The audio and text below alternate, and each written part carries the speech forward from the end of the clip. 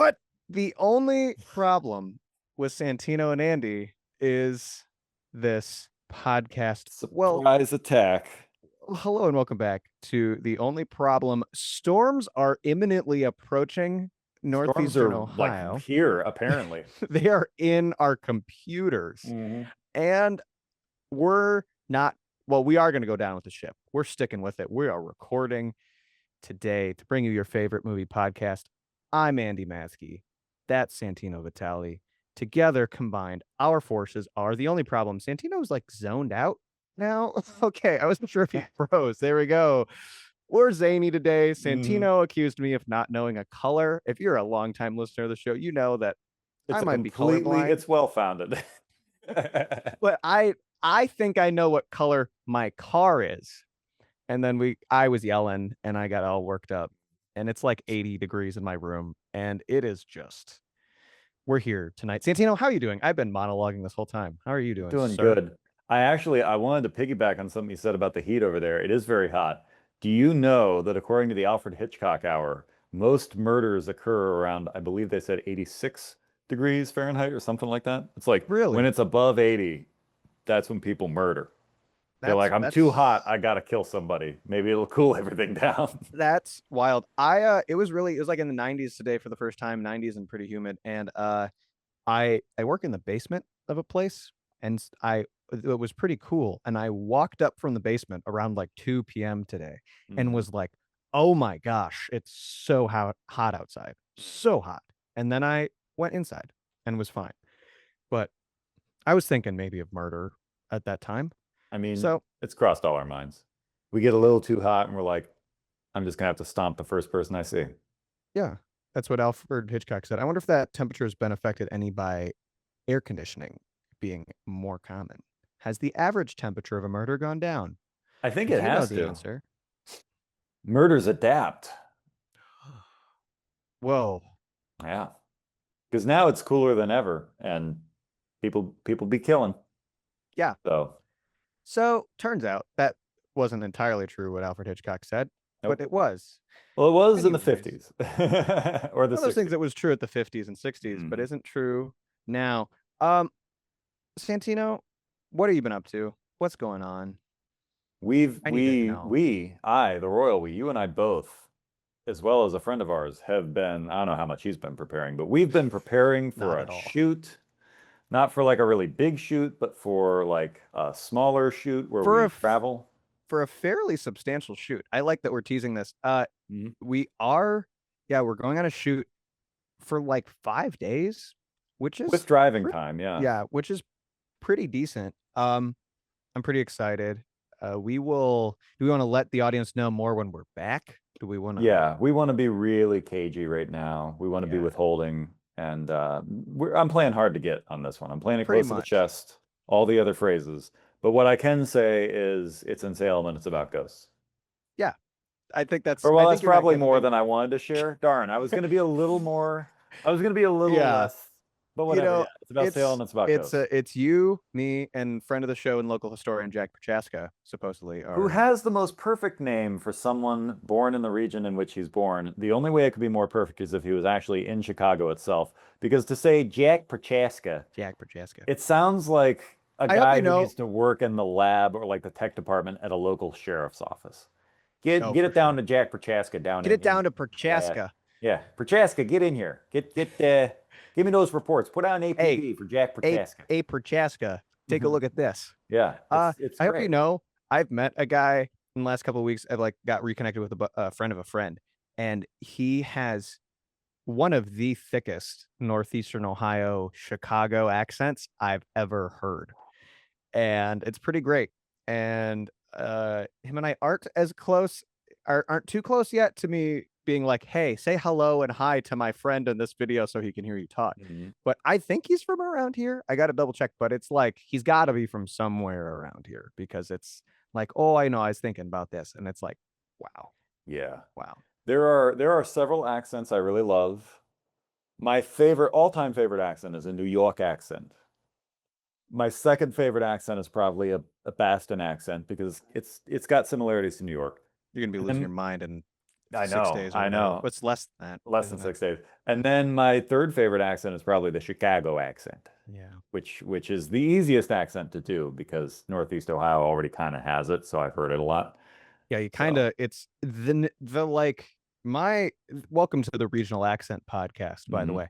But I very much feel like my accent can very easily roll north of the border, which is really fun. Hmm. Like if I'm around people from Ontario for too long, I just start, talking like we're gonna go about there. Like Mm. it's really like that it Mhm. goes north and northwest Right. of where I actually live really Wandering easily. around like a fart in the middle, eh? Yeah. Hey, Hmm. oh, don't you know? Oh yeah, we're Mm. going down over to Duluth. But that's neither here nor there. But Oh, it's up there for um sure. it is. So that's fun. You know what is also fun? People who can't do accents. I have spent they're not listening to the show, but I've spent a lot of time around people recently. You mean those cretins, those lowlifes who can't do accents? I mean, like it's kind of Those weird. subhuman curs who It can't kind do of makes me accents. rethink my ability to like do impressions because Mhm. sometimes they'll try to do something and it's like, what Yeah. literally what are you trying to do? Because I Mhm. can't like they'll get a word and then it'll be like blah blah blah blah and it'll be They'll like, just kind oh of like either raise their voice. I've been around a couple of people like this too, and they'll just either raise their voice or just they'll like mess up their face as if that's helping, but they're doing nothing to change. yeah, Like they kind of start talking like this. If yeah, anything, and you're it's like, what like is that? And it's like, oh, that's Sue from accounting, and you're like, how is that Sue? speaking of Sue from accounting, Mhm. we've had to make more cuts here at the only Big problem. budget cuts. Uh Kristen's now part-time. And so Kristen's now the part-time. pizza delivery has really that's kind of tanked. We're not feeding as well as we normally Yeah. are. Tony's been really filling the roles that he's needed to, though. I'm proud of Tony. Employee of the week is Tony, Mhm. I think. He's been able to bring back the TV wall on an affordable rate, and I'm really glad because now I can get my news in. I can get I mean, my Subway Surfers in. every TV is the same thing, but I it's need the cool just to TV see that wall. many TVs playing one. I mean, like when I patrol the office Mhm. every quarter, On your uh, Segway, which I keep telling you is we need to get rid of because it's too expensive how else am I going to patrol? on your feet. How Just walk. the office is big. I need to be efficient. We've scaled back. Andy, the office is not that big anymore. We need to be efficient. We need to be I'll efficient. give you that it's efficient, but it's pricey. And then I take my relax break Uh-huh. staring at the TV wall. Yeah. And I really need those AI puppy videos Which, for I my mean, whole look, peripheral. Whole peripheral. we all, yeah, I know you like to like stand really close to the screen Yes. and you'll always do like this with your arms. And then I'll see your eyes go side to side. I'm like, that's not how peripheral works. And you'll just be like, shut up. I'm trying to like, but more specifically, Chris and I have been talking. The situation regarding like the diffusers, like My your essential oil diffusers. yeah, the collection of diffusers at this point has kind of reached critical mass. And I think maybe it's becoming a bit of a toxic cloud. Look, I was talking with my handler, my local handler Your of essential handler. oils, and they say you need coverage for your Total space coverage. for it, yeah, for it to be effective. You laugh, but I need it to be effective, Right. or else it won't calm me down. My DiGs won't relax my system, and I'll get all worked up, Dude, you and had then we'll like get nothing 30 done. diffusers going yesterday. They're Look, all essential orange. Like, that's a lot of orange. That's a ton of orange oil. I don't know what you want me to do. I like we're at this point where we got to talk about the movie because I if you're guess we trying got to to get talk about the if you movie. and Kristen are have a problem We're with ganging the up. diffusers, you should have had it during our weekly share feelings time. Wednesday mornings are for this. When we pass the pulse. Yeah, Wednesday mornings are for this, and you're sharing Right. it now on air, live on air. Yeah. Well, you know what they say. The audience is the public loves dirty laundry. Yeah, And speaking of dirty laundry, they love it when you dress up in your sweatpants and a mask and pretend to be a lucha libre. That's right, folks. The episode tonight is about the 2006 classic by Jared question mark. Hess. Not Napoleon Dynamite. Nacho Libre. We're Nacho talking Libre. about Napoleon Dynamite again. If you Yeah, haven't heard again. it, we're just gonna say everything we said in that first episode. We wrote it down Yeah. and we're no. Nacho Libre, everybody. All right, Andy. Let me guess. You watched this afternoon. Nope, I watched it last night. Darn, I had a feeling you were going to watch it this afternoon. I was like, I had a premonition. There was a moment where I was going to watch it this afternoon, and I Hmm. decided to watch it last night. Watch it for the first time, and I watched it with my father, Oh who boy. wrote in and wrote us a little note that we can either read now or at the end of the show. I think we should read it at the end of the show Okay, we'll do that. because So, paint if me I a word read picture, Andy. 8 o'clock, it's been a long day. Mhm. Sit down, turn on the picture, roll film. Is there a And beverage in it's hand? no. But what I do have is buffalo pretzel goldfish. All I right. didn't hear what you said, but you like took a deep breath. Yeah. Yeah. And maybe I had some Mm. cheese cubes. Constipation special. I like it. Yeah. You know what I need? I need some carbs and cheese. It's That's what the I load my Northeastern body with. Ohio way, man. I load my body with that. Carbs and dairy. I don't think I had a bev, but I was in, I was ready, and I didn't quite know what I was prepared for.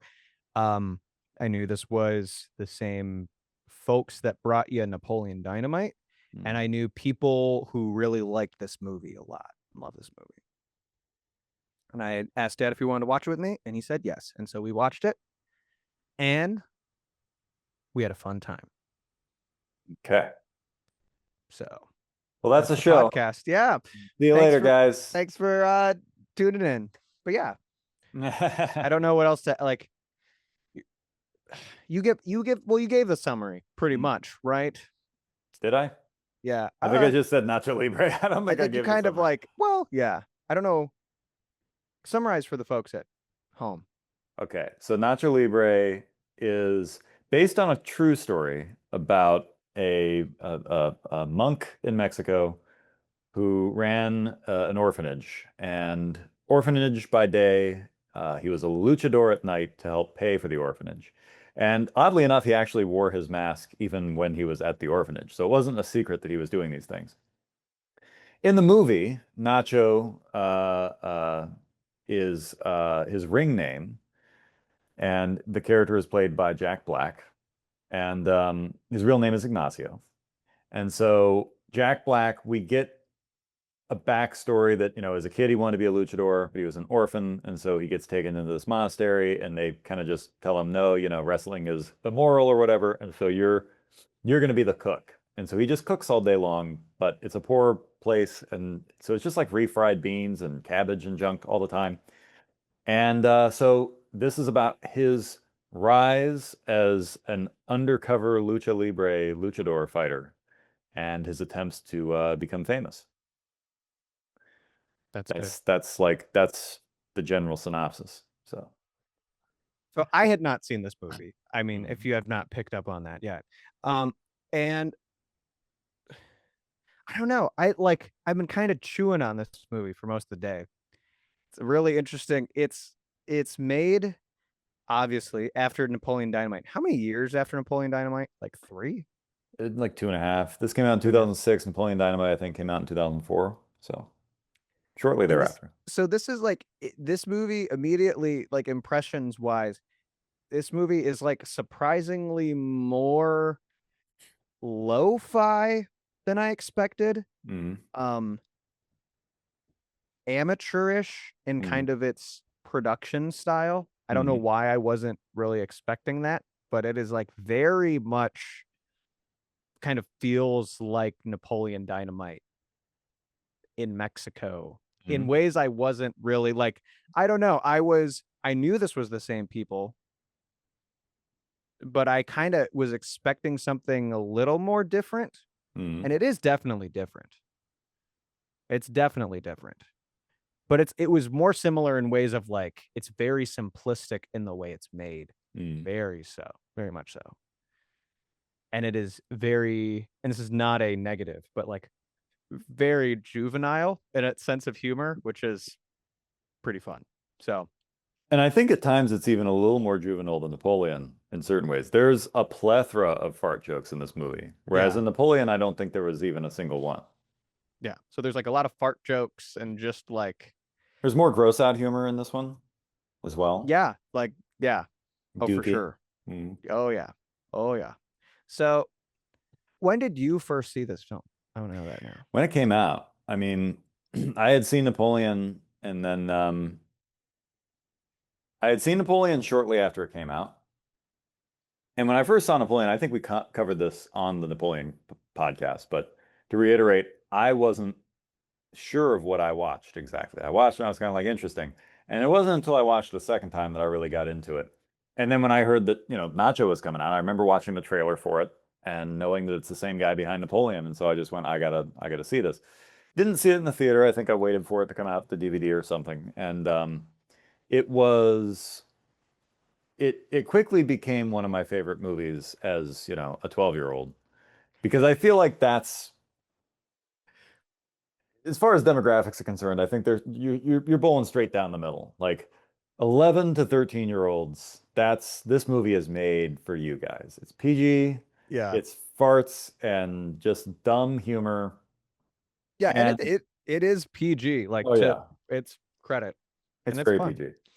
And at one point in my teenagehood, from 13 to 14, I had a friend of mine, Jesse, and I had this movie memorized. I mean, from frame one to roll credits, we had every line and we would recite it to each other. I mean, to the chagrin of like everybody around us had to hate it because we never stopped ever. And we Wow. would have like overnighters and we would recite the movie Sleepovers? You'd have constantly. Yeah. sleepovers? Hmm. I like how you call Yeah. them overnighters. Yeah. It was constant, man. And it was like, just hey, can't you see this woman's a nun? And it was just constant. Like we would find an excuse to reference anything from the movie. Um, yeah, it was obnoxious. It came at the right time in my life, let's put it that way. And I haven't seen it since then. So I rewatched Oh, this Sunday wow. night and I hadn't seen it in 16 years. And I Wow. remembered every line still. Like it was so ingrained. It was like deja vu. I was predicting lines full seconds before they came out of Oh, people's mouths. wow. It's crazy. That is surreal. That's so this is a fun episode. It's I a almost flashback. my disclaimer, I think, is I think I feel the way I should have felt watching Napoleon Dynamite, which Oh is a yeah. little bit like almost like what you just said. Like, I'm not sure what I watched. I did not dislike this movie. It was an Hmm. enjoyable time, but I'm still like not entirely sure of everything that happened. In like in a very interesting way, and like, and it was funny and it was amusing and it did a good job. But it's like I don't know, like we'll get to that later. But that's kind of my disclaimers. I'm kind of like where was I? Where was Right. I for an hour and a half Hmm. last night watching this movie? So Well, and I so think you nailed part of it already, which is like with the most respect possible. This is a movie made for like 12-year-olds. yes, that's precisely, they And I knew who their yeah, audience was. yeah. In like incredible ways. Like we don't get movies like this anymore, which are just like with the exception of maybe I haven't seen it like the Minecraft movie, which funny enough, Jared Jared Hess Hess. and Jack Black. So like Yep. I don't know. I Jared don't know. Hess, strangely, his career has migrated in ways I didn't think it would. Like if you would have told me when I was, 11, before Nacho came out, and if you would have told me, hey, you love Napoleon Dynamite, I'm like, heck yes. And then you'd be like, well, the guy who made Napoleon Dynamite, like 16 years from now, is going to make a movie that almost makes $1 billion and it's going to be all CG and it's going to be about a video game. And I'd be like, nuh-uh. And it would have been like this whole thing. I wouldn't have believed you.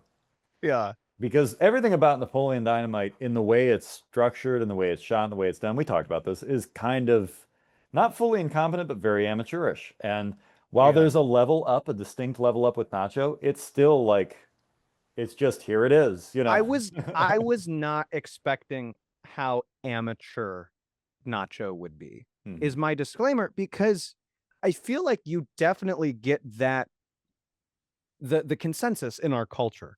You get that with Napoleon. Is Mhm. like it's got quirk, Mhm. but like, let it go, and it's great. And Yeah. I love Napoleon Dynamite. It's great. Yeah, and it The costs one time I've seen it. 400,000, Yeah, so and it was their first movie, so it's like, mhm, and like we talked about, you can kind of see them get better at making movies as the thing literally plays out, which is really funny. And I was kind of expecting like, okay, they made Napoleon, and now Nacho mm, is like gonna be, they've made it big, so now it'll be like boom, and it's not. It's not. I mean, in interesting ways it is. I feel mhm, like set design in this mhm, movie is like a standout thing. You're and like location, but like a ton of things are just like center of frame, mhm. we're cutting back and forth, Yeah. and that's it. And it's If it like, ain't broke, don't fix it, I yeah, guess. yeah, I guess so. Which like I don't know. What I think what makes that like land weird for me Mhm, is how well loved this movie is. You know, mhm, people almost like, and like this is maybe me spinning more yarn than I need to, but like people, a ton of people I know love this movie, kind of universally across the movie fans I know. mhm, And so such a like quirky film, it's interesting that like, well, if you're just funny in the right ways, everything else is can kind of land wherever mhm. and it's fine. That's my Well, lesson. I think Andy's lesson also number Andy's 1. lesson number one.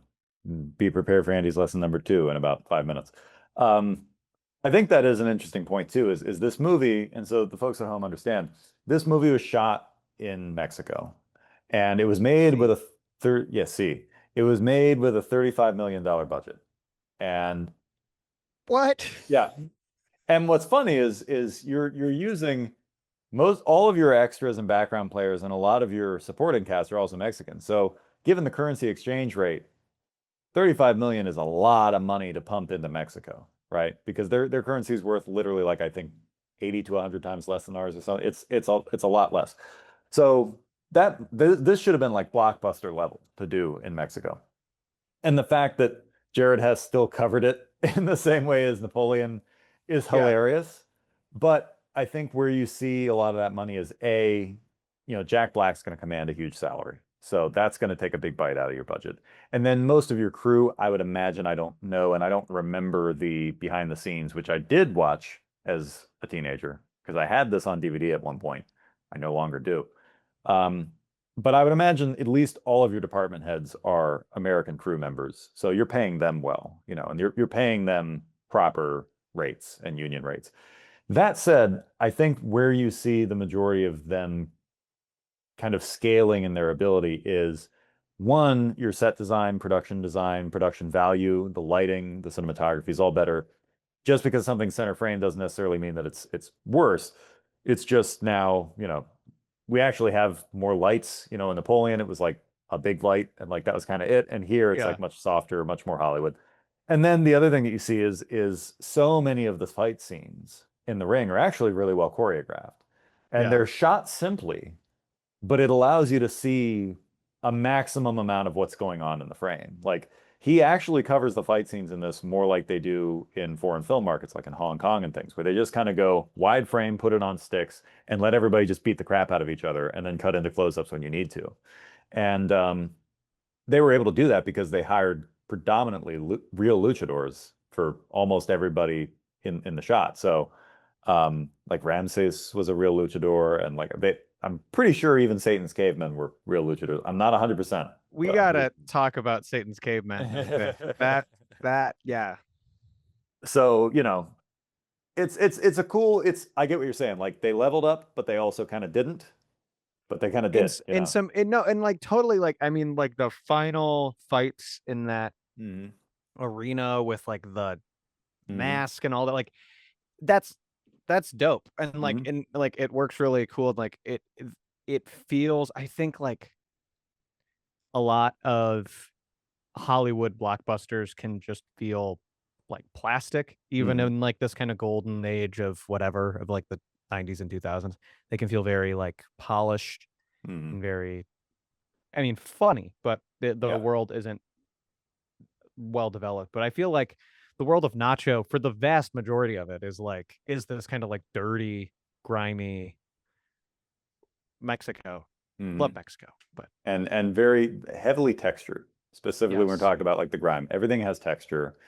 It's a very warm movie. It's very orange. There's just so much amber. I mean, I'd say between this and Falling Down, they're kind of Yeah, you've got your amber quotient for the year. Like it's plenty amber. I got Um, some vitamin D from both oh of those yeah. movies. So yeah, walk me through it a bit. The credits start. He kind of does a similar thing that he does in Napoleon. There's food. There's There's food in the food. opening credits. Yep. Yeah, and we're introduced to Nacho, and he's giving out the food. Mm. And then what happens? Well, he's giving out the food, and what's funny is this movie isn't super, just like Napoleon. It's a little more plot heavy, but it's a lot of scenes that just kind of happen that are just kind of strung together. Yeah. So it's a little hard to keep the structure in there. But basically, we're introduced to him, and we're introduced to the fact that like there's that one kid he walks up to who's like real depressed all the time. He's like, why can't we just have like a salad? Like we don't have any money for that. And then like he sneezes bean paste out of his nose, which is really unexpected and gross. And that just kind of sets the Yeah. tone of like what we're in for here. But yeah, we get that scene, and then I think after that is when he Yeah. goes, Well, no, that was definitely the first like laugh between Dad and I was "Mhm, like Nacho tries the food, like, "This is terrible. Why can't we have anything good?" And he's like, no, it's good." Which, by the way, Jack Black, in case you don't know, if you're this far in the movie or into our mhm. podcast and haven't seen the movie, the whole movie Jack Black's doing this accent, this Yes, this he's the like best. yeah, Love it." which it shows you this movie was made in 2006 because Well, he's not because supposed to be Mexican. well, yeah, that's the thing is like it is not racist, No. but it's this weird like yeah, we get to this in a little bit, but he's Mhm, this like mix and he's just kind of developed this accent on his own and the accent comes and goes mhm. And you and never like really hear him speak Spanish. And here's the thing, watching this 16 years removed as an adult now, my nostalgia for this movie is still there, but I will say, and this is a bit of a spoiler for later, I do honestly think in my adult assessment of this movie that Jack Black is, I think, genuinely the weakest link of this movie. And I'll Jack get into Black's that later, but accent got to me. Jack Black's entire presence, I think, is Well, like and the yeah, weak link. oh well, okay, fine. We'll dig into now. You have to realize I am Santino, you have to realize this. Mm, I'm realizing this. I'm 23 and I've lived with Jack Black a large portion of my life, and a large portion of that has just been Jack Black, Jack Black, Jack Black, which is like Kung Fu Panda Jack Black, mm, but also like I was very much in the time of like Jablinski Games Jack Black. Do you mm, like when he started a YouTube channel, which was just very much him and his like personal quirks? Love Jack Black. mm, I love Jack Black, but like the fact that this movie's a lot of Jack Black mm. is was kind of like it was also the parts where sometimes I was like, okay. Yeah. Mm, So I'm glad this is going to be funny. This is another episode where we're going to talk vastly differently, and I already feel us being drawn together in mm. very funny ways. But I mean, I think that's. Oh, go ahead. I don't know, like the accent, and like that's the thing is I don't know. Like I was kind of sitting there, like I don't know if I'm being like Gen Z and being like, oh well, oh no, I don't know about this accent, Mm. or if it was just like, uh I think it's more the Jack Black thing, honestly, because the yeah, accent, even now, the accent didn't bother me. But him being there, it never felt integrated. You know, as a kid, this movie was the first time I'd ever seen Jack Black in my life. So as a kid, I fully yeah, bought into the idea of him as this character, right?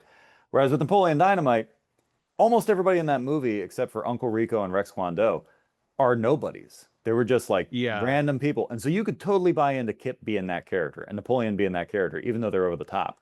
And now when I watch Napoleon, it still works. But when I watch Nacho, it just feels like here are all these people. Here's Stephen. Here's, the sister. Here's all these interesting characters in Mexico. And then there's Jack Black pretending to be an orphan who works yeah. as a friar.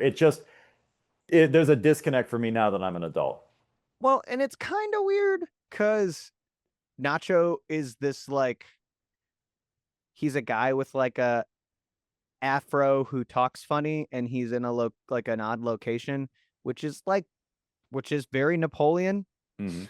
but he's Right. not Napoleon at all. And that's even like the thing, right? Like It's Jared. No, Jared Hess is the director. Who plays Yeah. Napoleon Dynamite? Who is the guy? John Hader plays Napoleon John Dynamite. Hader does a voice for Napoleon Dynamite the whole movie, Yeah. and that is hilarious, and that works.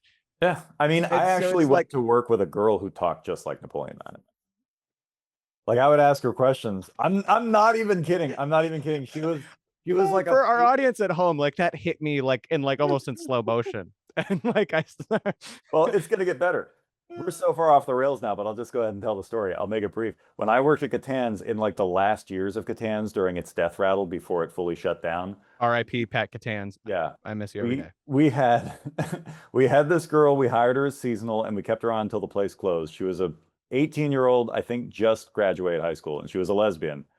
And I'm not going to say her name, but she was named after a Fleetwood Mac song. Let's put it that way. And she talked like Napoleon Dynamite. And like every time I would walk up and ask her stuff, she would give me like Napoleon answers. What? And that was just her. Yeah, like the one night, because like her last name was, I can't remember what it was, but I didn't really know how to pronounce it, and it started with a G, and it was odd. I hadn't heard it before. And I was like, so your last name, blah, blah, blah. Is that like Italian or what is that? And her response, by the way, like just out of the blue, this was the first thing she ever said to me. She just goes, I don't know. My dad won't tell me. And she was like really depressed about it. And I cracked up. And that was her response to like everything. Oh, So one night we that's were hilarious. bringing something in off the from like getting carts and bringing in stuff from the corral. And we're bringing items in off the sidewalk sale. And she had like this bag of like gummy worms and gummy bears and stuff. And she's like, hey, come here. I was like, what? She goes, you want some product? And I was like, nah, I'm not a big fan of gummies. She's like, what are you, autistic? And it hit me so hard, I didn't know what to do. I just stood there and laughed, and she walked away from me because I was like, I don't like the texture. It's like, what are you, autistic? It was the funniest thing. Anyway, so people absolutely can talk like Napoleon Dynamite, even though he was affecting a voice, and that was the whole point Yeah. of what we were talking about. But anyways, Jack Black and Nacho Libre. yes, I mean, yeah. So he's giving out the food, and we're introduced to that there's a new nun at the orphanage. yeah, Sister Encarnacion Yeah, which is of the pretty cool. Oaxaca Sisters Ladies Mountains of Guadalupe. That made me laugh. Yes, a lot. it was a long That list. that is as Santino can attest to you. One of my favorite forms of texting is like run-on sentences that just like essentially make no sense. But it's one of my favorite things to construct those. Which that's the friar Hector, whose name is never explicitly stated in the movie, but it is in the credits, and he has a mustache, but only on the corners of his mouth. And he looks like the Mexican John Lovitz, which is amazing. So he's there, and Encarnacion shows up, and she's smoking hot as a nun. She's whatever you want to say. Is that what the kids say? She's got That's drip. what I say all the time. She literally shows up, and they've got like a halo of light around her, and you hear like a choir when she walks in. So everyone's sound design in this movie is like almost. I mean, I didn't really watch a lot of it, but it was almost like SpongeBob cartoon, like at Ed and Eddie level. Yeah, that's good. And so she shows up. Nacho asks her if she wants to have toast later. It's pretty great. Yeah. Well, she shows up, and he asks her if she wants to have toast later, and then Mexican John Lovitz tells him, hey, there's a guy sick with influenza. You need to go deal with him. And so that's when we get the little intro of like Ignacio's weird like cart bike that he rides around. Yeah. Whatever that is. And he goes to that place, and he falls off. Like he like gets confused and goes like rocketing off. Yeah. And falls down. Yeah. But yeah, so quick little moment there with a guy that he presumes is dead and puts like the coins on his eyes and does last rites, and then he's not dead. That's just a throwaway scene. And then so then later we have a low angle, and toast is pushed under Encarnacion's door, like on the floor. Because it's like it's a plate and then a piece of toast, and the door kind of pushes the toast, and then just that's a great moment. Sitting there, like in her quarters, And she and like their answers the door and he's like, his hey. eyes are wide, yeah. She's like, it's Which late. And he's like, uh-huh. She's like, well, let me get dressed. Hold on. And then they eat the crunchiest toast you've ever heard in your life. yeah, And we get and then they backstory about his parents or whatever. and you have backstory about his parents, which has the great line of "Hold the fort." Has the great line of, "My mom was Lutheran, my dad was Catholic, and they tried to convert each other, but instead they got married," Yeah. which made dad and I both laugh a lot. Like, that's so great. And then, like, it's them getting to know each other is like every homeschooled couple meeting Mhm. each other ever, which is like, because she starts talking about her favorite things, and it's like, "My favorite color's light tan," and it's like all these things. A It's like, horrible color.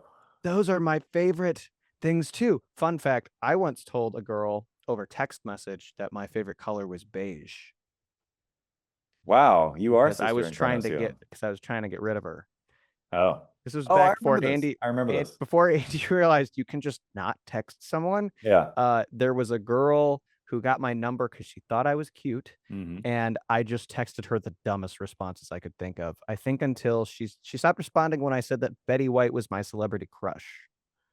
That'll do it. I've used Betty White to get out of a jam a couple times too. Yeah, rest in peace. So Yeah. However that goes. I don't know. One love. Um, yeah, so I remember that story. That was funny, that you brought that up. So yeah, we get that backstory. They get to know each other a bit, and then what the heck happens after that? It is really hard to keep it certain is events in order. And extremely by hard the to way, remember I what happened. used to have this movie memorized, Yeah. so I knew the So order. so Nacho at one point goes into town on his little cart bike, Oh yeah, and that's he what gets happens next. jumped by this like street guy Hmm. who like Street they start urchin. fighting. Yeah, the Hmm. street urchin over the free chips that Nacho Hmm. gets from a restaurant that are presumably their leftovers, Hmm. hopefully. With a little And label that says "Orphans Chips." yeah, and he gets jumped by the street urchin and they fight, and that sets Hmm. up that street urchin character, which will Hmm. come back later in our film. At some point, we also set up Ramses, who is the number one, who is Yeah, like this a number one luchador who drives a fancy car. And I don't know, I think we set that up a little later. But yeah, he gets jumped, and so the chips get stolen. And then the next day, he's like serving slop. And we get to there's no Hector. cheats. Yeah, there's no chips, there are no spices. It's like, did you not tell them they were the Lord's chips? Which is a great line that I said a lot. Um, and then followed by another banger, which is, "Do you not realize I have had diarrhea since Easter's?" Which is amazing. An incredible line. Yeah. And I love how like they start arguing, and then the old guy's like, "Silence, brothers," and you think he's gonna like say something profound, and he's just like, "This is the worst lunch I've ever had." You're like, you're just making it worse. You Yeah. didn't actually stop anything. You just like threw salt in the wound. And so Nacho like storms out.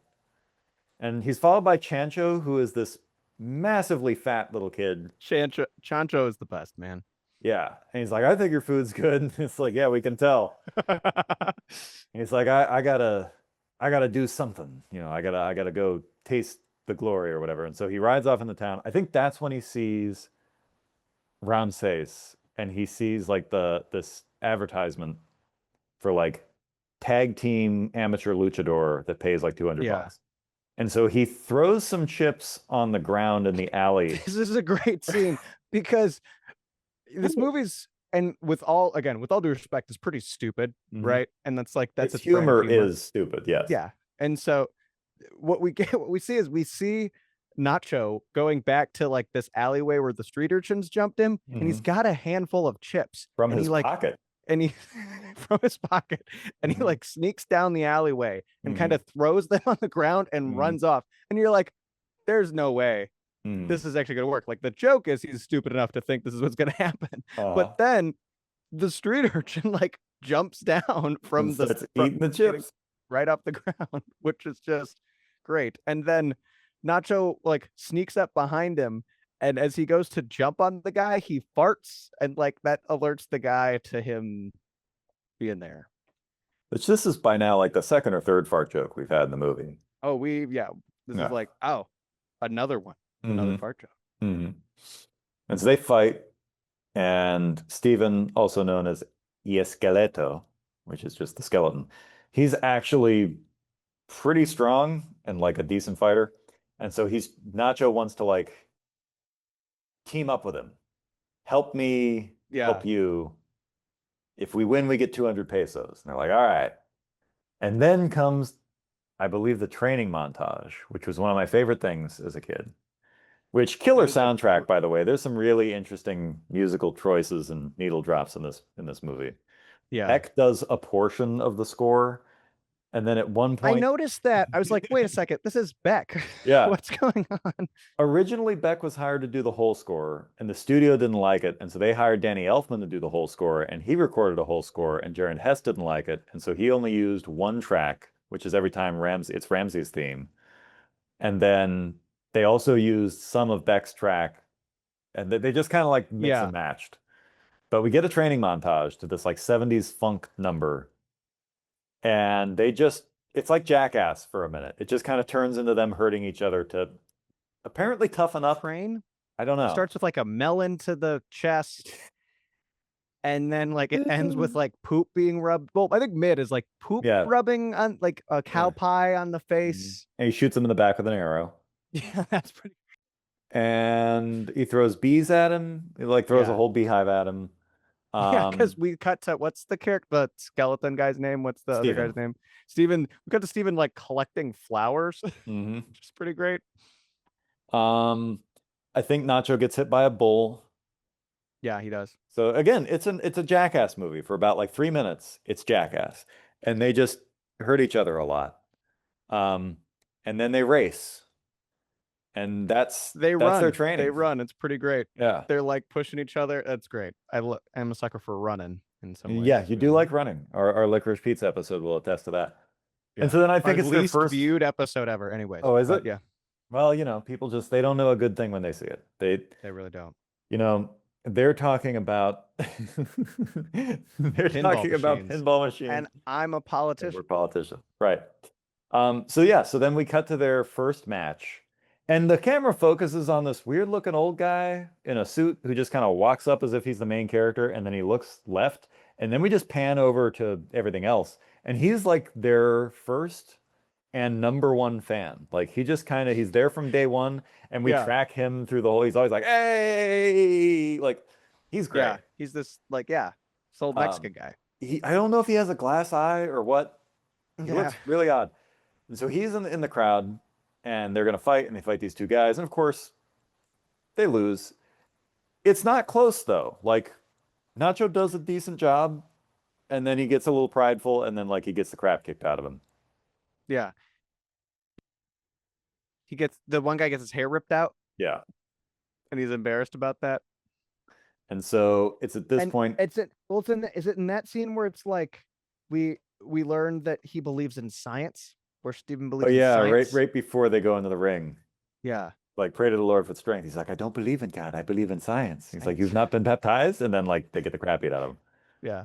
Um, and we find out that they get paid whether you win or not. Like everybody gets a piece, and the people they like you guys. Come back again next week, and I'll get another fight for you. And that's when Nacho's like, hey, we're making money, and he starts making salads. And we get a salad montage, which as I was watching this 2 nights ago, I was like, if nothing else, Andy's really going to appreciate all the montage. Because I kind of started, I felt like, honestly, I feel like this movie is somewhere between Napoleon Dynamite um, Hot Rod. and Hot Rod. It's Mind dead meld. between them. It's dead Anyways. between them. Yeah. Because there's way more like Hot Rod humor. There's way more I Hollywood was polish to watching it. this and I was like, why does he not like Hot Rod? It's like this There's is a line acceptable and somehow like this is acceptable and Hot Rod's like It's like my fine line when it when comes to country music. There's a yeah. fine line. Well, it's like I think part of it, and to be fair, the movie, I don't even want to say like straightens out after this, but it's like we got this scene where it's like Nacho's riding his little bike, he falls off because Mhm. that's like literally straight out of Hot Rod as Yeah, well. all And the opening of this movie is just Hot Rod, basically. Yeah, it's like that's Hot Rod, and then that leads to the nonsense scene of him and the old guy who's not dead, and I'm just like, how does he not like Hot Rod? how come Hot Rod's not okay? But there is slightly more of like a central driving plot to this movie Mhm. than It's Hot a little Rod. less it's a little less on the nose. They both suffer from, now as an adult, they both suffer from like the lead character just being that actor and not a Yeah, character you can buy into. But I will say this, had I seen Hot Rod when I was 12, Hot Rod might be my favorite movie instead of Nacho. I don't know. I yeah, didn't see it when I was 12. I saw it when I was 18 and I didn't care. So, which had is I seen Nacho fair. at 18, I might not like Nacho. Yeah. And don't So, worry, it was not a me watching the thing and being like, "Oh, he oh hates no, I Godzilla know. but Yeah. loves this." This was just Mhm. like it was a passing thought of Mhm. like, Well, I had the thought too. That's why, yeah, like, as I was watching, I'm that's like, true. this is a lot like that. This has a lot in common. So, what happens next, Andy? You take us from here, or So go they wherever you want to go. We don't have to like. so they're in the fight, and then I think He's making a bunch of salads. he's making a bunch of salads, We're and he makes a living high really on the oh dude, hog. he makes the really nice salad for the girl. A And massive punch bowl salad. yeah, and he's just like layering on ranch And and crushed chips. getting blows on them. Yeah, Yeah. it's great. It is great. So that's a great moment. I don't really know where we go from there directly, but is I it think it's there? just He has more the idea for fights. the outfit. Like he has the idea for the outfit, Hmm. and then to maybe jump ahead a bit, um, what's the little fat boy's name? Chancho. Chancho finds him in his room wearing the Suiting outfit, up, yeah. and he goes, he looks at him, and he does the great like comedy thing of like looking back to straight like away, like perpendicular from Hmm. the person looking at him, and he goes, "Sometimes when you are a man, you wear stretchy pants in your room. It It's is for for fun. fun," which is so great. Mm. It's Chancho's true. like, don't worry. Yeah. Gotcha. And he's his like little bro. He keeps the Hmm. secret because Which, I mean, he's after this is Satan's Caveman. Satan's Well, caveman, man. surprise baptism in Satan's Caveman. Okay, so yeah, there's a surprise baptism, which is just that's pretty funny. That was pretty great. Yeah. Nacho like baptized, just take some water and blam. Yeah. Praise the Lord. Yeah. Which Escaloto is eating. And he just comes up behind him and grabs his head and slams it into a punch bowl full of water. There you go. He's baptized. And then it's time for Satan's Caveman, which is my favorite. What my second favorite yes. part of the movie, I think, is I think Satan's caveman might be my favorite part of the movie because it's like you're fighting Satan's cavemen. And mm, it's like, or like we're fighting Satan's caveman. It's like, okay, what? And then they're in this like this is probably the peak of this movie for me. hmm I might be corrected later, but like the bell rings, they're like in this like actual ring this time. They're not just outside, they're in this like actual place. The bell rings and they're like standing in the ring and they like the well not the bell rings, but the opponents are coming in and they're like you can't quite see them hmm and it's like wait, what's going on? And then there are these two little things that appear in the ring that like jump up on the ring that the movie never quite makes clear if what they are. Right. They are these two dwarves who are in these masks question mark that Mm, are make them kind of look like the thing from the wing of the plane in the Twilight Zone, kind of mm. sorta on just their head. A little bit, yeah. Yeah, a little Yeah. bit. How I'm trying to think like kind of like an Ewok maybe, but mean, and they're just insane. And Hmm. they're like screaming. Yeah, they make like pig sounds. The sound design again is very Yeah. cartoonish in this movie. And I don't know if they're bouncing them off of trampolines or if they're doing wire work in this movie, but they like come sailing into the ring. Yeah. Yeah, they're not like bound by gravity the same way No. you and I would be. And they're much stronger than they should be for their size. Like there's the fight choreography in this in particular is pretty great. Like Yeah. there's that one move where like Nacho's by the ropes trying to climb up and Sage came in, comes running over, and he grabs the sides of the ropes and like swings through it and kicks him in the face. And then like Esqueleto throws one into the crowd, and then they throw him back. Like there's just so Yeah. many weird moments in this. They're like chewing on Nacho's arms because it's supposed to be tag team, and they just both come at them straight on, and there's just no Yeah. rules at all. Yeah, it's pretty great. So they get the crap eaten out of them again, but then they still get paid. Mhm. And then that's another montage where they buy a bunch of fun stuff and Nacho buys some white shoes. Yeah, They're just buying stuff pretty now. fun. Yeah, Yeah, because they got dough. yeah. But right after that, the kids are fighting, and the Oh sister yeah, is not because happy, and Nacho because has to break it up. yeah, and he says that luchador is wrong. Hmm. You should not do that. Yeah. Even though little Chancho knows he's a Well, luchador. it's in the Bible not to wrestle your neighbor. That was also a great one. And so yeah, so then after that, what the heck happens? It's just I think it's a lot of fights and then like oh, he goes back to his room and I guess Steven's just living in his room now, Yeah. covertly. And he's like, "You ever have feelings for a nun?" And he's like, "No way." He's like, "Well, there's this nun. I just wish I could take off this robe and show her how strong I am." And he's like, "Well, you know what? You take her on a date tonight, and I'll get some of my friends to beat you up, but we'll let you win." And so we smash cut from that idea to he and she are walking at night, and he's in this like bizarre sky blue turtleneck that's three sizes too small and some tight white pants. And then like he walks ahead of her and poses, and she's like, "What happened to your robe?" Yeah, he's wearing this he's wearing like a very flashy outfit. Hmm.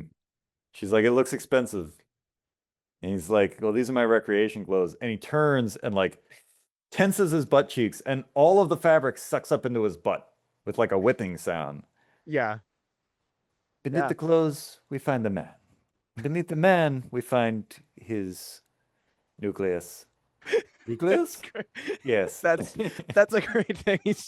And it's that is a much longer silence because yeah. And then those guys come walking by and he like jumps up and pulls her close. He's like, "I don't like the way those guys just looked at you. Hey, can't you see this woman's a nun?" Which I think that might be the most quoted line I ever say or ever did say about this movie. Like me and my friend would do Yeah. that. We would run up to random girls at our school and we'd yell at each other and be like, "Hey, can't you see this woman's a nun?" And they would just be like, "Get away from like, what are you doing?" Like Andrea Curzon hated it. They all hated it. They didn't know what we were talking about. And so then he's like, if you don't like that, you can just fight me. And he picks a fight with these guys who are clearly not the right guys. And then right after that, Steven shows up with like farmers with pitchforks, like they're coming after Frankenstein. It's Yeah. a bunch of old It's men. like it's like these two guys who when like he's trying to pick the fight with them, like Mhm. give pretty much no reaction. They're just like, what? But then yeah, Steve and his friends are like, yeah, it looks like they're coming to fight Frankenstein is the Yeah. perfect way to say it. And he gets his lights punched out. And Yeah. so then like he and Esqueleto have an argument the next day. And he's like, "Surprise!" He brought him corn. He's like, "Get corn out of my face." Get Smacks that on the going ground. off it. That's another quote. There's a lot of quotes. There's a lot of quotes. Um, and I think this is the part with the eagle eggs. Yeah. If you want to walk us through the eagle eggs. So then Steven tells him, I know a place where you can get like special strength, and it's from Mhm. these eagle eggs, where if you drink their yolk, you'll get special powers. Power of the It's from this eagle. witch doctor who's just like a guy It's who's Peter getting Stormare. yeah. Literally like from Fargo and everything in the 90s. It's Peter Stormare. Yeah. And he's just in a boat with them by a cliff. Eating an apple. Yeah. And he's like, "So if I drink this, this yolk, I'll get the eagle powers." He's like, "Yeah." He's like almost drunk. He's like, "Yeah." Yeah. And so he climbs up, drinks the yolk, does the whole thing, another fart joke. And then, we do like another fight montage where they just get the crap beat out of them, even by women. Like everybody beats the Women crap out of them. wrestlers and like these old men, That this like beat old them men with tag team. belts, Yeah. which is Yeah. amazing. And these are all, I believe, Lucha Libre people. Like they're all wrestlers, every single one of them. Wow. And specifically that guy with the belt, I remember in the commentary, I remember them saying like this guy was like 70 something, he was still wrestling. And he didn't have a gray hair on his head. Wow. That's just the genetics down there. Just Yeah. Native American, Mexican genetics. So yeah, so then the eagle eggs were a lie. And it's interesting, like the very mild exploration of faith in this movie, because it's kind of like, if you trust God, but then you turn to this false teaching, this witch Yeah. doctor for inner strength, and it got worse. And so then you kind of repent of that and go back to God. But before you fully repent, you're like, let's try one last ditch effort. Let's sneak into this party where all the luchadors are going to be and where Ramses is going to be, and let's see if we can just weasel our way into the big leagues, We'll right? get going pro. And it's at the party that some of the most surreal things happen. Yeah. First of all, let's talk about their outfits really quickly. Yeah. Egan has made them outfits for the occasion, Yeah. which he presumably sewed from like stolen quilts and things from local hotels. Because Yeah. his Steven's suit or like smoking jacket or whatever the heck it is literally a quilt. Yeah. And he's like, feel it. I made them. So weird. Yeah. So great. And so they go, and Steven hops the fence, and Nacho sneaks in with like a mariachi band. But because Steven's in there first, he talks to the manager, and we get my favorite scene in the whole flippin' movie between him and that woman. Do you want to walk us through that, Andy? So is it when he goes upstairs? It's That's your right, favorite it's scene? right before that, and then once he gets upstairs. Just So give us yeah. the whole arc of the woman, if you So would. there's this lady at the party who's presumably like the big time guy's like daughter or Mhm. something. Mhm. How would you There's an describe her, Andy? I would say she is heavy set, That would be putting it mildly. plus Yes. size, Yes. She's AAA plus size. largely portioned. Yes. Yes. She looks like maybe an Big. entire Golden Corral if it was a person. She's a big woman. Yes. And she has quite the eye for Steven. Mhm. She's She locks onto him. yeah. And they look at each other and then there's like funk music that starts playing or like Did real you like recognize the mellow. funk music? Is that the music from Off the is that air, the yeah, music it's from that. It's from the thing I that sent you. just connected It's the because thing that I I just did sent you sound again. did you send me again I right just now? I just sent it to you right now. Yeah. Wait, let me see as it comes through if it's what I thought, which it is. Yep, that's what it is. Oh, That's the music. okay. I can't remember the name of the track. It is from the 70s. It's off of an instrumental album. I want to say it's like something something daydream, teenage daydream, something like Yeah. that. So anyway, yeah, this like like crazy psychedelic music starts playing. Yeah. Yeah. Does it continue? And do they talk At downstairs? first, no. He's just kind of like he sees her Oh. and he kind of like backs away and then he goes upstairs. And then he goes upstairs for some reason. And as he goes upstairs, she's like, "Hello." Yeah, she appears behind him, Yeah. like And on a and he, couch. yeah. And he says, how did you get up here so fast?" Which is great. And then she goes, "The tunnels." And Secret she tunnels. points. And there's a hole in the wall. A massive hole in the wall. Not so It's an secret. it's a yeah, but it's an actual tunnel. And that's pretty great. That is like When I got to that part this last time, I knew going in, like, this is going to be one of Andy's. If nothing else strikes Andy, he's going to love the montage and he's going to love Secret Tunnels a because secret that's tunnel. just super surreal. It's It's like a so moment in hot. the movie where we just go sideways and we're like, where are we? Like, what is Yeah. this weird doll collection? That yeah, she has a weird doll collection. And he like breaks one and she's like, "I'll forgive you because you're Yeah. cute," pretty Yeah. much. Well, she's telling him like that, what is it? Supposedly luchadors make bad lovers because they save themselves for the ring. And she's like doing all this weird stuff. And then she's like, and you're like, huh? And she's like, I love you. And you're like, oh my God. Like, it's really It's so intense. good. And he Yeah. walks away and she like gets that and like goes, and you know what? I've seen this movie probably like 50 times. It wasn't until last night I noticed when she goes to get out of the chair, on top of her head, you can see like dust and like plaster in her hair from going through the hole. And you just see her like crawling through the hole frantically to like Yeah. get back downstairs to head him off. And then Incredible. Nacho comes in and he sings like a made up sings- song, and Yeah. Ramses doesn't He's like Jack it. Black. Yeah. And then like all of a sudden the tension is broken by screaming. And it's Yeah. Stephen who's Getting like getting yeah. dragged into a tunnel. horror style. Like she's like Yeah. trying to take him away. And he's got corn again, I don't know where he keeps finding corn. So there's that. And And then they then leave like, the party yeah. and he's got corn and it's like the two guys from the old men Mhm. and they've like poked holes in the tires Flash the of tires, yeah. and like brandishes a knife on them and then Steven throws the corn and it's just like impaled in the guy's eye and he screams and we cut Yeah. away and it's like a Yep. new scene. Yeah. And it's the next day, and you're like, well, that's a weird fight. Guy got some corn in the eye, and now they're late. Nacho didn't Yeah. get any food for breakfast the next day, and he talks to uh deceaster about it. And then like this is where we get like our little repentance moment where like he goes in to say his prayers, and he wants God to show him the way. And then like his robe catches fire from one of the millions of candles they have there, and it somehow managed to burn his robe up to the waist, but not like this polyester like spandex, very Mm-hmm. flammable tights that he's apparently just always wearing under his friar's outfit, Yeah. And he's which reveals him at this point. yeah. The cat's out of the bag, which is another great line from Hector. I knew it. He is not a man of God. And so he's like, I'm gonna go to the battle jam. I'm gonna fight in this free for all in the ring. And if I make it to the next session, I get to fight Ramses and I'll get 10,000 pesos and I'm gonna buy the orphans all this stuff.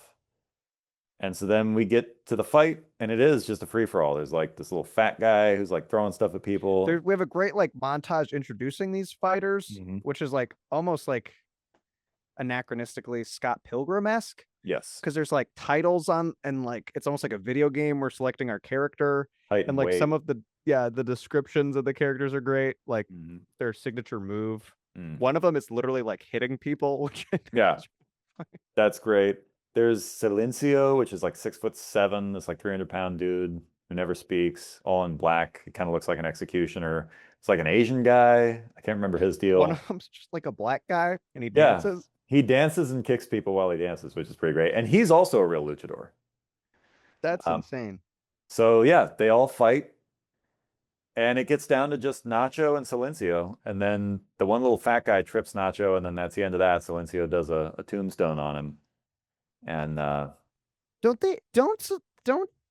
they have a big fight at some point? Is this the big fight between Steven and Jack Black where they get I think it's right before his big repentance, isn't it? Or something? They get in a yeah, it big fight is. They have and a they fight. grab each other and they go, Yeah. ah, And that's a then they great let moment. go, and that's it. Yeah, because he's like, Yeah. I hate all the orphans in the whole world, and then they fight. Yeah. And so, yeah, Nacho fails. He gets kicked out of the monastery, and as he's leaving, Goes and lives in the wilderness. Chancho gives him his dead mother's lucky machete, which he pulls out of a toilet. That's a old toilet out in the woods. And so yeah, Nacho goes and lives in the woods for like a day, Yeah. and He's then probably gonna die out in the wilderness. probably, which that's a very like that is a very I don't know why I can't think of the name of Hot Rod. That's like a very Hot Rod Yeah. moment. It's very Andy Samberg. Like I'm probably going out there to die. I'll see you later, and he walks Yeah. off. Very 2000, like this movie's very dated. It's very mid 2000s. Gets out there next day. Steven shows up. Like, how'd you find me? He's like, they saw you from the village. And you have this great cut where you just look over and it's like 50 feet away, maybe. But Yeah. people are like, hi. Like, hi, Nacho. Yeah. It's like, okay. And he's like, Silencio can't fight. He got hurt. And in a flashback, I guess Silencio was like hassling an orphan. And for whatever reason, inexplicably, Steven like ran over Has his a foot, change of heart. had a Yeah. change of heart. He's like, I thought you hated all the orphans. Like, not anymore. You're like, wow, that was quick. Yeah. And so I guess because Nacho was second in second place, he gets to fight Ramses. And so they have like this moment, which is probably the most cringe-inducing 2000s moment of the thing, which is in the green room bathroom before the fight. He like sings a song that he wrote for Encarnacion while he was in the Encarnacion, wilderness. which is really cringe-inducing. Oh, I think it's right before that. He gives her a letter. He has That's pretty yeah, funny. he has Steven deliver a letter. If you want to talk about the letter for a second. And Steven bows. This is very Napoleon Dynamite, Yes. but Steven bows and then he holds his bows. He And like walks away. and it's like the letter's like I am gonna do one more fight. Hmm. If I win, like maybe you could bring the orphans, Right. and he signs it that he like your brother in the Lord. Hmm. But then it's like P.S. Maybe if we didn't have these like vows of celibacy, Hmm. and then it ends with like hug, kiss, hug, kiss, big hug. It's like XOXO, Hug, but hug, it's kiss, yeah, kiss. Big hug, big kiss. Little hug, little kiss. Yeah. yeah, it's pretty great. So yeah, so now it's time. He sings his crappy song. There's that weird little Mexican guy kind of comes in and goes, "They're ready for you now." And which, by the way, as like bonus features, I do remember this from when I was a teenager. The director's commentary, they said that dude had just that line. They're ready for you now. And he was like practicing it all day. And I forget how many takes they did of it. And he just, it wasn't like that was the best Wow. he could do with it was they are ready for you now. Like, okay. And so he goes out there and he's going to fight Ramses. And it's a big thing. And it's kind of close. Ramses takes his mask off, which is a big offense. It's a huge insult. And then like Ramses is stepping on his chest or neck or whatever. And it looks like it's almost done. Supposedly they only have to the count of three. It seems like he was down for a lot longer than three, but whatever. It's slow motion, and the little theme starts up again, and he looks off into the crowd. And what does he see, Andy? He sees the Sister Hmm. Encarnacion Hmm. and the little kiddos all wearing their luchador masks, Yeah, they're their nacho handmade, like masks. probably construction paper And that masks. gives him the strength Hmm. to take down Ramses. Which, to be fair, all he did was twist his foot. He could have always done that.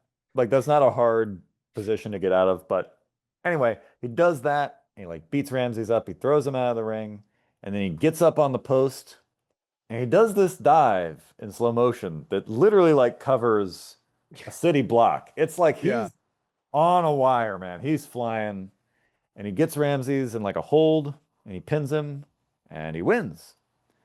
And then that's basically the movie. Like we get like kind of a an epilogue where it's assumed then that he and she are a thing now and they have a bus and they're taking the orphans on a field trip to like the temple, like the Yeah. pyramids in Mexico. And he's wearing this really garish sky blue priest's robe. Yeah. Um, and that's the end of the movie. They're like up on a thing and he smiles really awkwardly at her, and that's it. And that's Nacho Libre. Nacho Libre. So let's lay into it, Andy. How do we feel? What do you want to talk about? We're I mean, we're an hour and eight in, so we're right in the pocket. I've said most of what I think I have to say about this movie, which is I think I was caught off guard by its I got caught off guard and was not ruined, but like by its amateurness, like by Mhm. the roughness around the edges still. But I found myself enjoying it. And it was funny. It's a good movie. It's a good funny movie. That's my thoughts that I got. So when you rank it, before we rate it, but when you rank it, would you agree this is like because what I'm thinking is like there's Napoleon Dynamite, and then for you probably Hot Rod, and then probably this. Yeah. I Okay. think of the funny movies we've watched. Well, yeah, of that list. Yeah. Yeah, totally. I think I'd put this Below below Hot like Rod. a hot rod. Mhm. I mean, but that's totally like subjectively. Well, that's Think why I of said for you, yeah, like for that's me subjectively and like there there's probably a bit more like polish I think on Hot Rod than there is on Napoleon or not well, it Napoleon also had Dynamite. a Not it also Napoleon yeah, Dynamite. On Nacho. Nacho, Yeah. It also had a but bigger budget than Nacho by I think another 5 million, or maybe they were yeah. about the same budget. I can't quite remember. They both had budgets bigger than they should have had for what Yeah. these movies were, Yes. especially considered you filmed in Mexico. Like, I don't understand Yeah. how you spent this much money. Um, what would you rate it, Andy? What would I rate it? Mhm. I think I'd give it like a 6. I That think it's sounds like about right. it's good. Mhm. It's funny because this movie, you talk about how many people you know of who like this movie a lot. This movie has a really fairly low rating on IMDb. I think it's It like a does. 5 point something. It's pretty low. Yeah. Um, which I think is both fair and also unfair. Like it's indicative of what kind of humor you're getting yourself into, so it's very lowbrow. But it's also not really fair to the movie in terms of like how much you can enjoy it. Because when I see anything under a 6, I just assume that's not a very good movie. Yeah. And And this movie, yeah, this movie's not bad. I no, think it's just like we've already said, it's not aged well. no. It's already kind of very juvenile. Mhm. And there's kind of not anything else. So it is like this, like it's good. Again, yeah, I don't think it's a I think it's anywhere from like a 6, 6.5 Yeah. I wouldn't go objective. above now, I wouldn't go Yeah, above. what would you give it now? Well, now, 2026. and I'll put it like this. When I was 12 and 13, this was an 11 out of 10. This Yeah. was like one of the best things I've ever seen in my life. I had the soundtrack on CD, I had the movie on DVD, I'd quote it incessantly. But as an adult, I think my biggest problem with this movie again is Jack Black.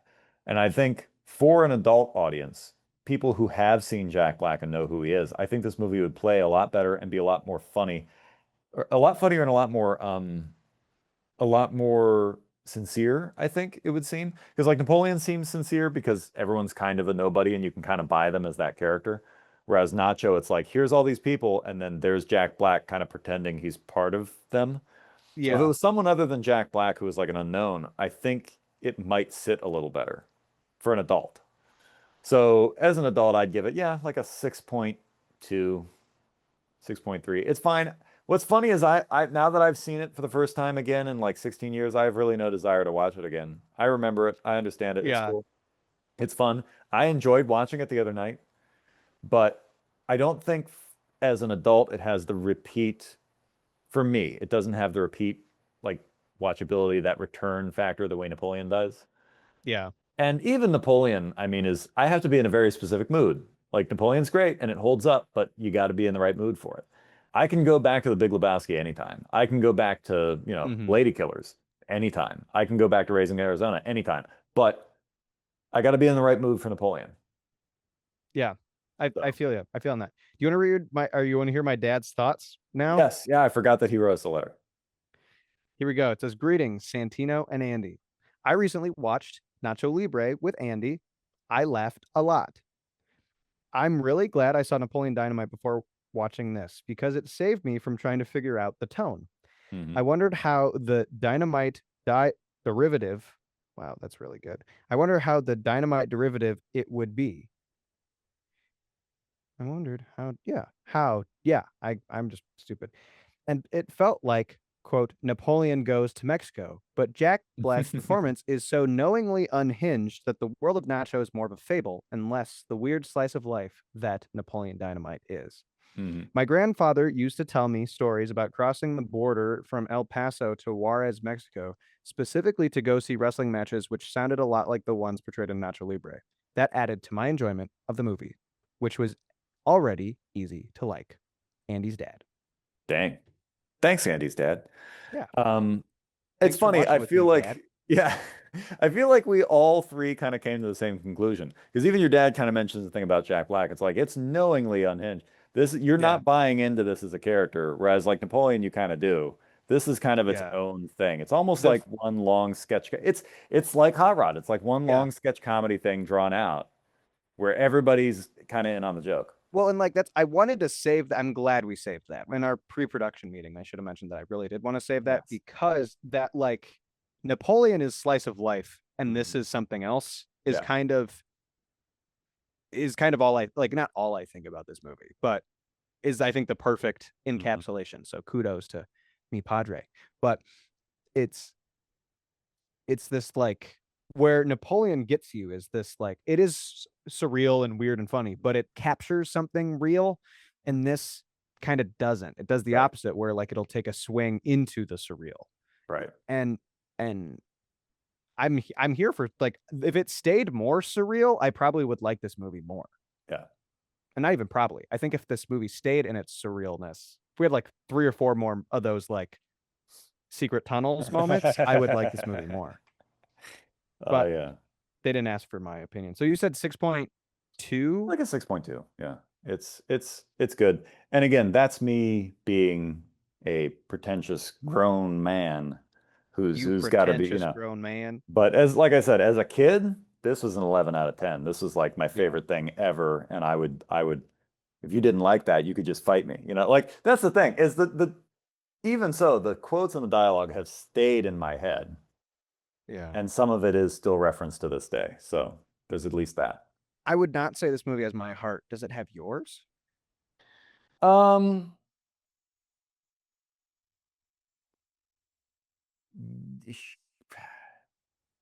yes, only because of the nostalgia of it.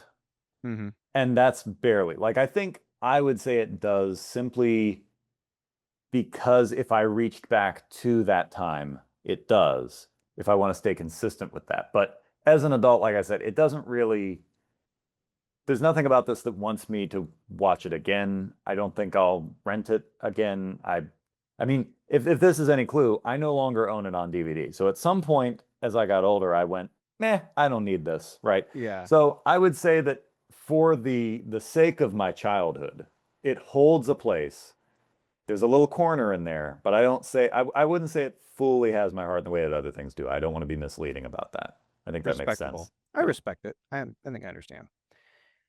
I think that's the show. I Mhm. think that's the show this week. Thanks for listening. Like, comment, share. If you hate us because we didn't like this movie, let us know in the comments below. And you've made it this far. We like Tell us this where we're movie. wrong. We didn't hate this movie. We hate this I hate them. I hate all the movie. movies in the whole world. Yeah. Yeah. So let us know. I don't know what we're doing as far as a podcast next week because of our plans. Is it our secret special sauce episode We that we can do totally our didn't secret. pre-record, but now I'm maybe We can do that. I don't know why we wouldn't do that. It's kind of right. where I'm at, except Mhm. for the fact we'll talk off the air. We'll talk off the air. Yeah. But we'll see what we come back with next week. There will be something posted on Friday. Mhm. Who knows For what it'll you be. loyal 2.35. Yeah. But thank you for listening. Godspeed. Adios. Storms are imminently approaching northeastern Ohio as we are recording.